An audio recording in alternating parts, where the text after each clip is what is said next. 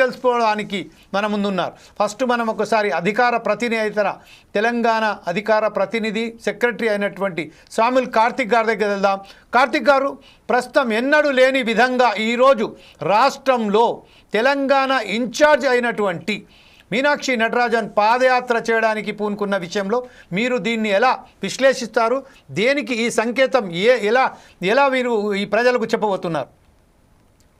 Sir, అయితే ఈరోజు మీనాక్షి నటరాజన్ గారు తెలంగాణ రాష్ట్రంలో పాదయాత్ర చేయడంలో అంటే దీన్ని ఒక పాజిటివ్ కోణంగా తీసుకుంటే బాగుంటుందన్న నా అభిప్రాయం. అయితే ఇంతకుముందు మీరు చెప్తూ తెలంగాణలో రేవంత్ రెడ్డి గారి క్రేజ్ తగ్గుతున్నట్టు కనిపించిందని అధిష్టానం భావించిందేమో అని ఒక అంటే అనుమానాన్ని వ్యక్తపరుస్తున్నా. అయితే ఏం లేదు సార్, ఈరోజు అంటే నేను కాంగ్రెస్ పార్టీతోని నాకున్నటువంటి అంటే నేను విద్యార్థి దశ నుంచి కూడా నేను కాంగ్రెస్ లోనే ఉన్నా కాబట్టి నాకు తెలిసినటువంటి కాంగ్రెస్ పార్టీలో ఈ రోజు వరకు ఇంక్లూడింగ్ మనందరికీ ఈ రోజు కూడా రాజశేఖర రెడ్డి పేరు తలవకుండా 2 రాష్ట్రాల్లో రాజకీయం అనేది ఒక్క రోజు కూడా జరగదు.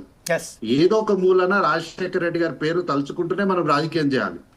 అట్లాంటి రాజశేఖర రెడ్డి గారికి కూడా దక్కనటువంటి గౌరవం ఈ రోజు రేవంత్ రెడ్డి గారికి కాంగ్రెస్ పార్టీలో అధిష్టానం నుంచి దక్కింది. ఏంటి, సాక్షాత్తు సోనియా గాంధీ గారే వారికి ఒక లేఖ రాసుకుంటూ ఒక రిమార్కబుల్ అంటే మరచిపోలేనటువంటి సక్సెస్ఫుల్ అండ్ మెమరబుల్ ఈవెంట్ మీరు తెలంగాణ రాష్ట్రంలో చేస్తున్నారని ఒక అప్రిసియేషన్ ఇచ్చినటువంటి సందర్భం, అది కూడా లిఖిత పూర్వకంగా ఇచ్చినటువంటి సందర్భాన్ని మనం చూడాలి. అంటే దాన్నే రేవంత్ రెడ్డి గారి క్రేజ్ కానీ రాష్ట్ర ప్రభుత్వం క్రేజ్ కానీ రాష్ట్రంలో ఎక్కడ కూడా తగ్గలేదు అని చెప్పడానికి ఇది ప్రత్యక్షమైనటువంటి నిదర్శనంగా మనం తీసుకోవచ్చు.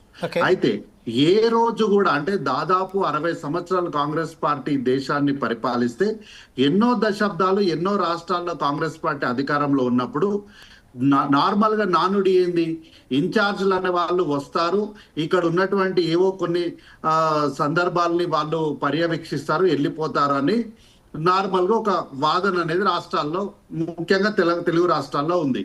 కానీ ఈ విషయాలన్నిటిని కూడా పటాపంచలు చేస్తూ రాష్ట్రంలో ఉన్నటువంటి ప్రజలు క్షేత్రస్థాయిలో ఎలా ఉన్నారు, రాష్ట్ర ప్రభుత్వం చేస్తున్నటువంటి అభివృద్ధి సంక్షేమ ఫలాలు ప్రజలకు నేరుగా అందుతున్నాయా లేవా అని నేరుగా ఢిల్లీ అంటే ఏఐసిసి ఇన్ఛార్జ్ గా ఉన్నటువంటి మీనాక్షి నటరాజన్ గారు ప్రజల దగ్గరికి పాదయాత్రగా వెళ్ళి ప్రజలతో మమేకం అవ్వడాన్ని ఈరోజు అంటే కాంగ్రెస్ పార్టీ ప్రజలకు మంచి చేయాలన్నటువంటి ఎంత చిత్తశుద్ధితో ఉంది అనే కోణంలో మనం ఇక్కడ చూడాలి తప్ప అనవసరమైనటువంటి వాదనకు తెరలేపితే అది రాజకీయంగా సరే మీరు మాట్లాడుకోవడానికి బాగుంటుందేమో కానీ గమనించే క్షేత్రస్థాయిలో గమనించే ప్రజలు కూడా వాళ్ళు దీని అన్నిటిని కూడా పరిశీలిస్తూ ఉంటారు.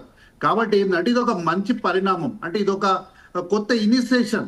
ప్రజలకు ఢిల్లీ ప్రజలు కలవడము, నేరుగా ప్రజలు ఎట్లాంటి ఇబ్బందులు పడుతున్నారు ఒక కోణం అయితే, రెండో కోణంలో ఇంద్రం ఇండ్లు ఇస్తున్నాం, అట్లాగే 500 రూపాయలకు సిలిండర్ ఇస్తున్నాం, అట్లాగే ఆర్టీసీ బస్సు ఉచితంగా ఇస్తున్నాం.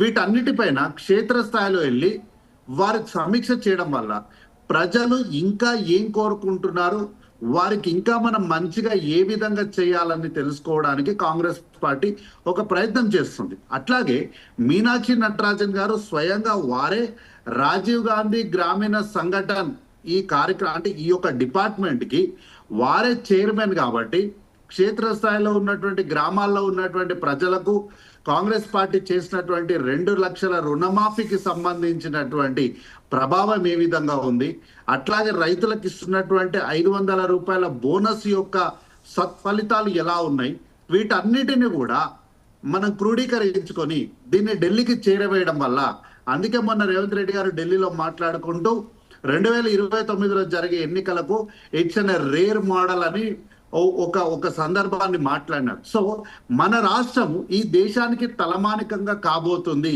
కాబట్టి ఈ రాష్ట్రంలో ఉన్నటువంటి ప్రజలతో పాటు ప్రధాన ప్రతిపక్ష పార్టీలైనటువంటి అన్ని పార్టీలను కూడా మంచి మనసుతోని సహకరించి ఈ పాదయాత్రను మీరు అందరూ కూడా స్వాగతించండి, వీలైనంత వరకు సహకరించండి. ప్రజలు ఇబ్బంది పడేదాన్ని ఆరోపణలుగా కాకుండా సలహాలు సూచనగా చేయడం వల్ల రేపు రాబోయే ఎన్నికల్లో మన దేశంలో జరిగే ప్రతి ఎన్నికల్లో కూడా తెలంగాణ రాష్ట్రాన్ని ఎగ్జాంపుల్ గా మోడల్ గా చూపించడం వల్ల మన కీర్తి మన రాష్ట్రాలు దాటి ఎల్లలు దాటి వెళ్ళడానికి ఈ రోజు ఒక మంచి అవకాశంగా తీసుకోవాలని ప్రధానంగా విజ్ఞప్తి చేస్తాం. రైట్, ఇదే విషయంపై మనం ఒకసారి బీఆర్ఎస్ నేత